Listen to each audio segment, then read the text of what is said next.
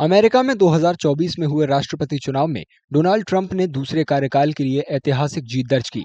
78 साल के Trump America के सबसे उम्रदराज राष्ट्रपति बन गए। साथ ही रिपब्लिकन ने सीनेट में भी बहुमत हासिल कर लिया। विवादों और जानलेवा हमले से बचने के बाद ट्रंप की वापसी अमेरिकी इतिहास में अहम पल है। डोनाल्ड ट्रंप डेमोक्रेटिक उम्मीदवार कमला हैरिस को हराकर अमेरिका के 47वें राष्ट्रपति चुने गए हैं। अमेरिकी इतिहास में दुर्लभ पल है जिसमें वे एक कार्यकाल के गैप के बाद दूसरे कार्यकाल के लिए जीते हैं।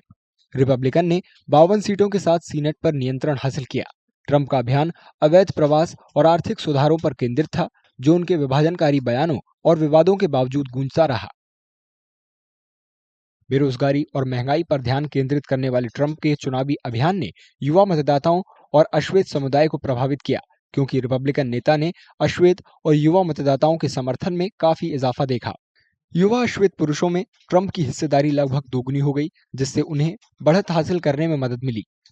45 साल से कम उम्र के लगभग 30% अश्वेत पुरुषों ने ट्रंप का समर्थन किया, जो 2020 की संख्या से लगभग दोगुना है।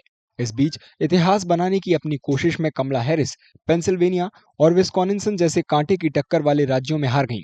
विशेषज्ञों का मानना है कि आर्थिक प्रदर्शन और अवैध अप्रवासियों का निर्वासन ट्रंप के प्रशासन का मुख्य फोकस होगा, जिसका भू राजनीतिक असर काफी अहम होगा।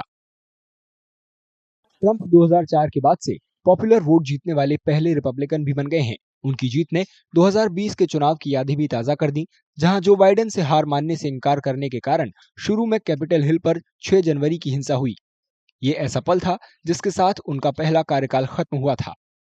Please subscribe to the channel and download the Politicos app from the links in the description.